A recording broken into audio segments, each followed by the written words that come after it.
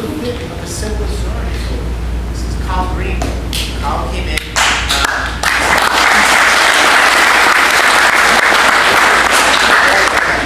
2019. So Ben, you were what year?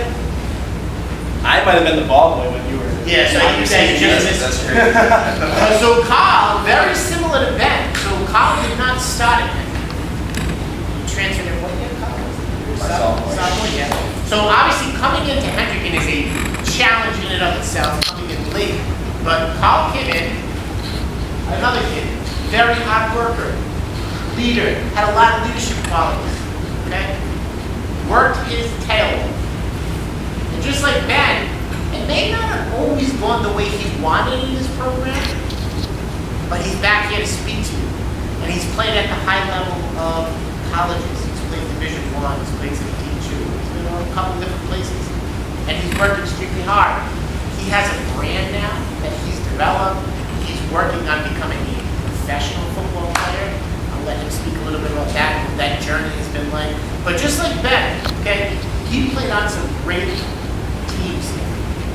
We had great individuals, but one thing I remember about these guys, when the chips were on the table, they cashed in, they came together as teammates, and they played for each other, and won championships. And I think that's one of the things that's bringing them back. We've heard this from multiple speakers that have come to summer. You get to college, and I've seen the college game, I've seen it on the inside, okay? I've seen the pro game. There's nothing like high school football. So when you get to that level, they will tell you this, and I see them nodding their heads, is business. It's a cutthroat business. The only thing you're going to have at one point in time is your high school teammates and what you guys accomplished together for the 3 or 4 years. So Carl has a great journey. He's seen a lot. I'm going to ask him to speak to you and talk a little bit about where you are now, Carl. Definitely. Thank you. I appreciate y'all having me today. My name's Carl Greene, class of 19. And I'm just going to start it off kind of where Coach Brock ended is that, bro, college football is a business. It is a cutthroat business. I've been in 3 schools. I've seen the best and I've seen the worst of college football. You know what I'm saying? Like, it is a business. They don't care if you're a 10-star recruit. They don't care if you're a 0-star recruit.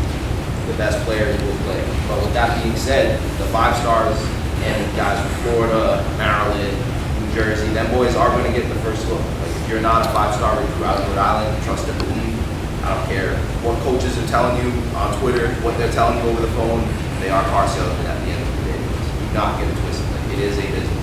And I'm not saying don't be distrustful of the coaches, but you guys need to be wary. You guys need to trust your instinct on what you're being told and really see things for yourself. Do your own research.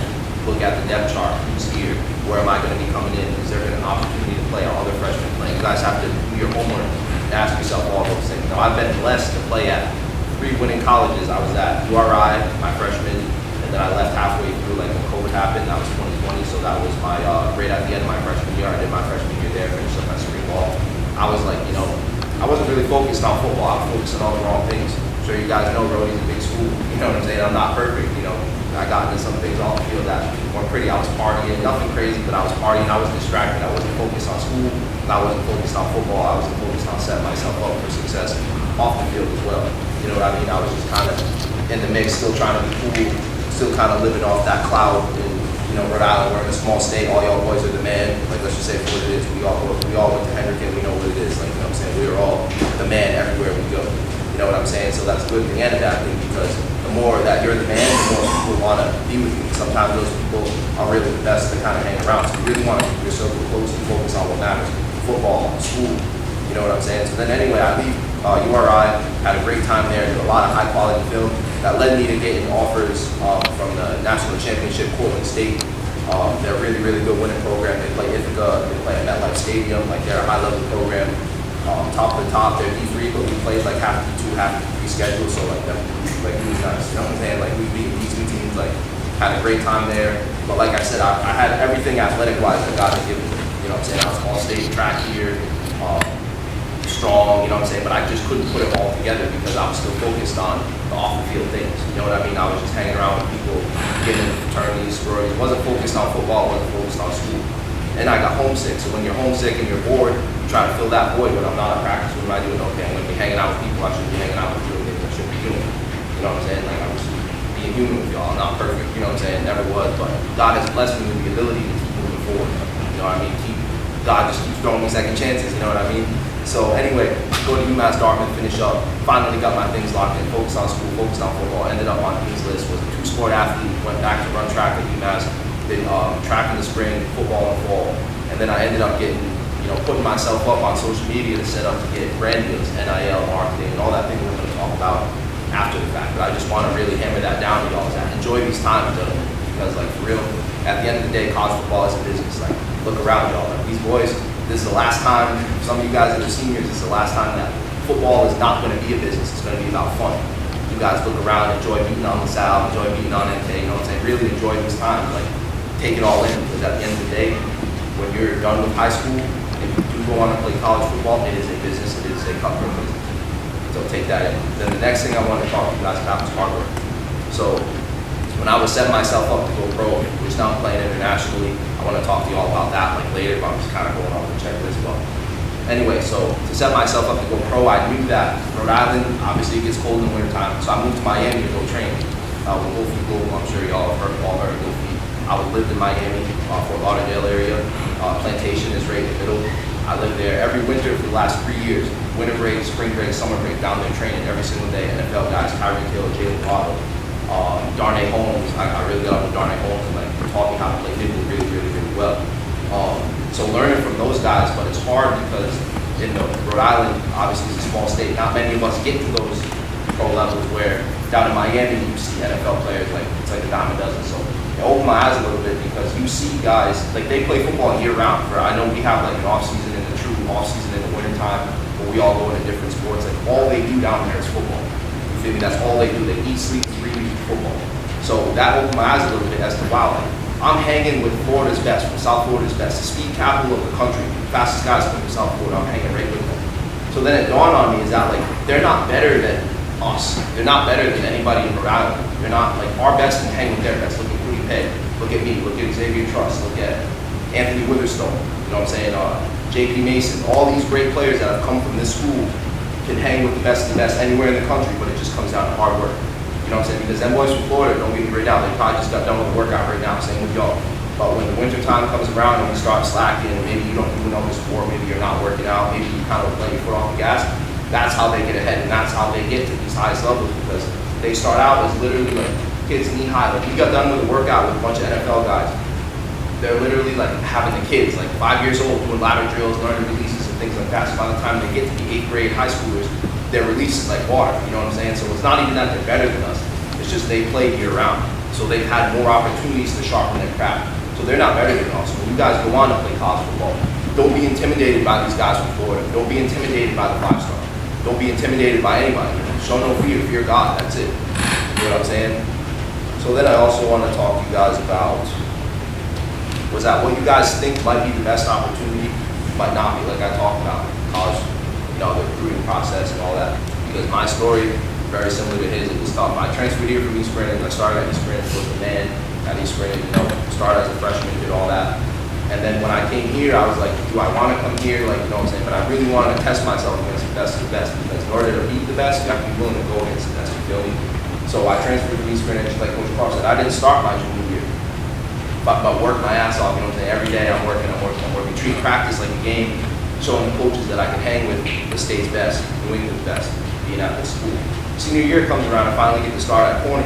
Had a terrible year at corner. I done dropped like 5 interceptions, got blurred a bunch of times. I own it because that made me the player I am in college now, that's showing no fear, because I had all the God-given ability, but I didn't have it up here. I wasn't focused on being confident. I wasn't focused on my technique. I'll be good in practice, but come game day, it would be like different player. You know what I'm saying? So that becomes a liability to the team and everything like that. But I always knew that I had a God-given ability athletic-wise. I just had to sharpen it up here.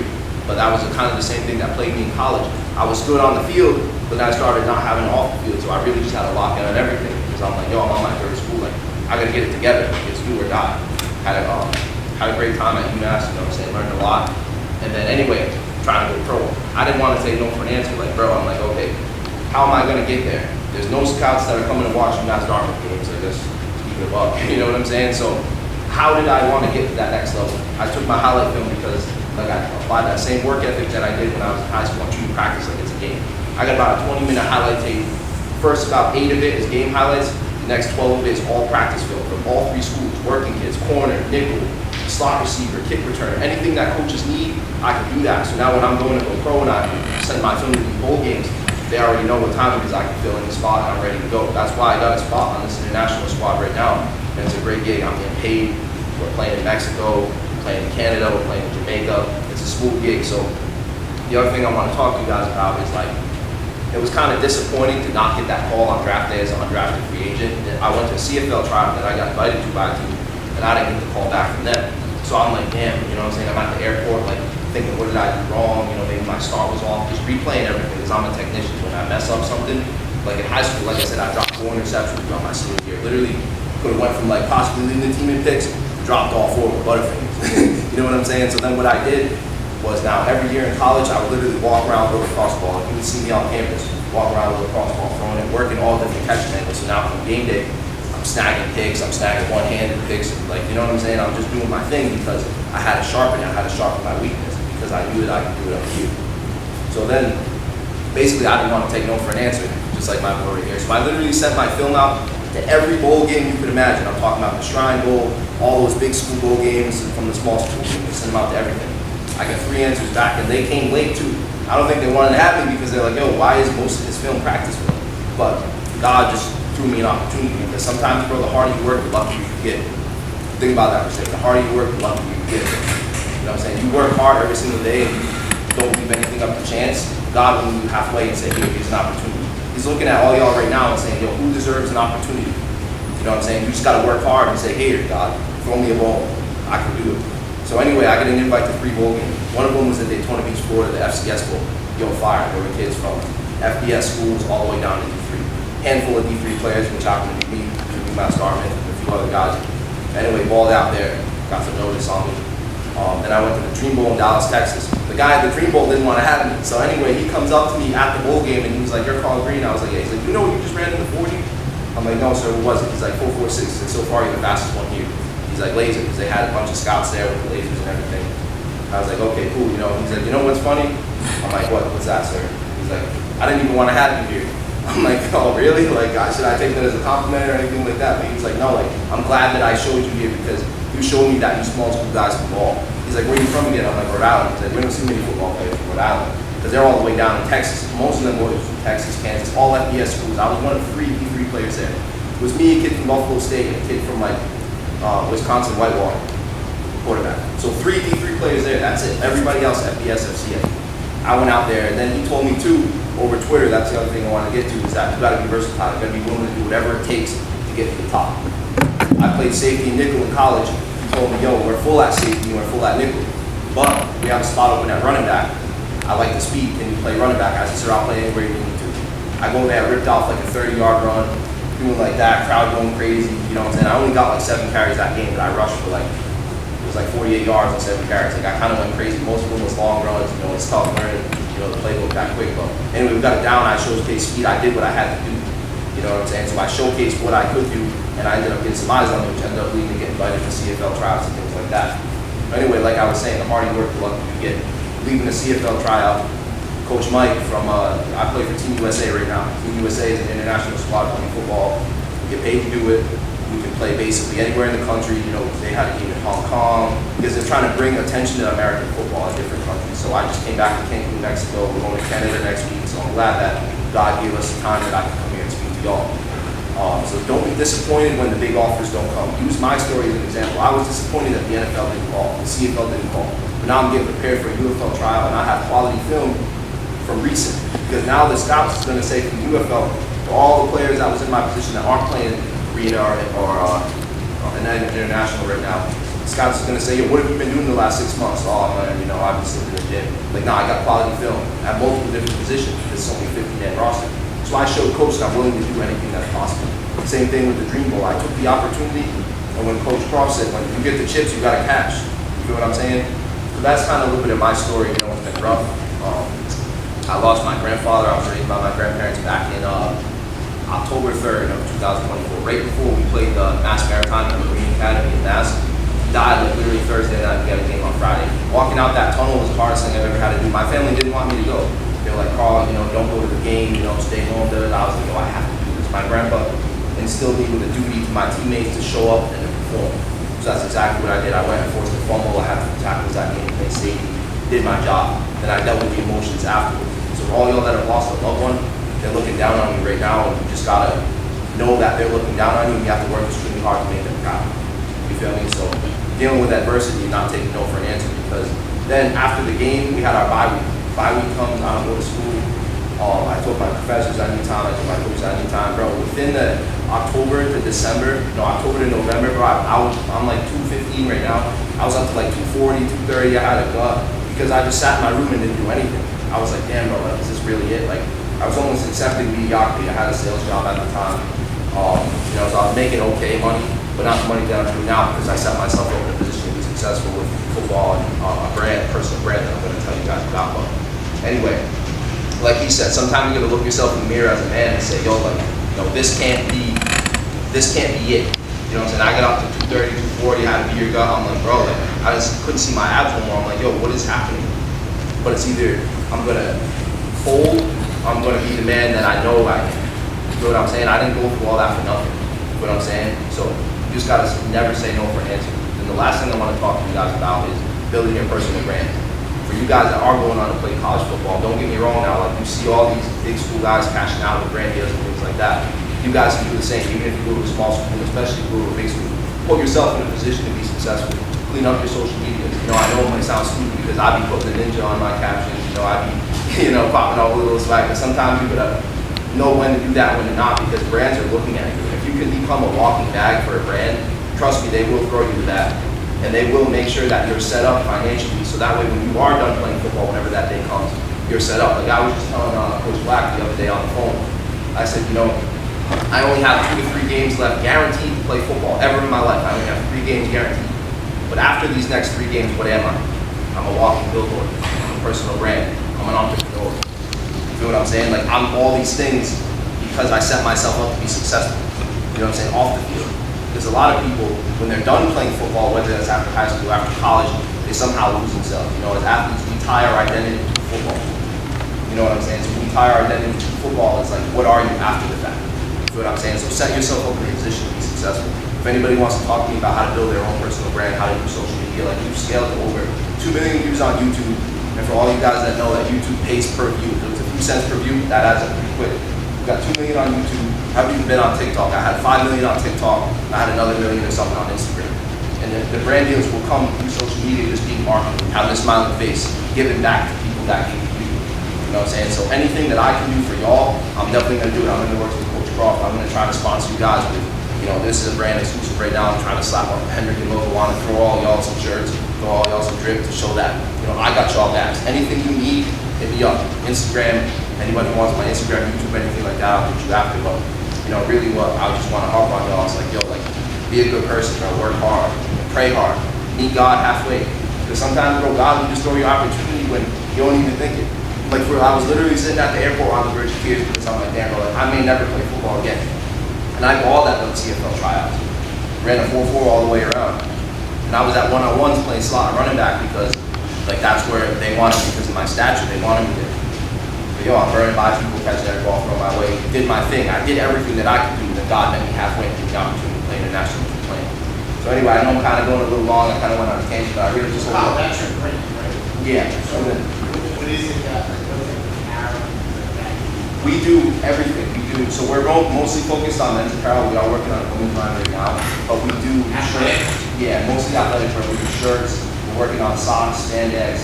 Mostly shirts, sweatpants, anything like that. We're working on Nike packs too, like sweatshirts and sweatpants, which would be really cool. That I'm going to work with Coach Croft and try to sponsor all boys about. But I had somebody come to me and say, hey, Carl, hey, CG, people call me CG, Carl, whatever. There's an ACG, I believe in you.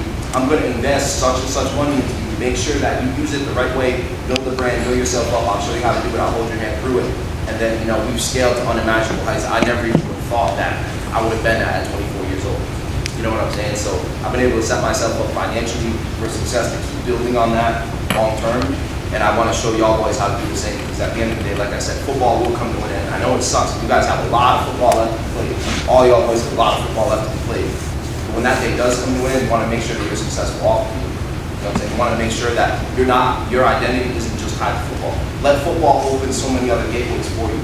Because a lot of these people in college, especially now, like sometimes coaches will get mad because you have a brand that they might think is going to outshine the school, but at the end of the day, you have to know what's best for you, and you have to just know that, okay, I'm a walking brand and I can set myself up to be successful. You feel what I'm saying? So set yourself up by any means necessary.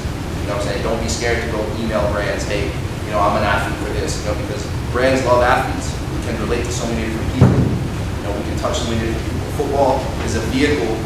Use football as a vehicle to better y'all lives. You know what I'm saying? So work hard, pray hard. You know, never take no for an answer. Keep working hard. Like I say, bro, the harder you work, the luckier you get. So take that to heart. But like I said, bro, just meet God halfway to the rest. You feel me? Major love to y'all.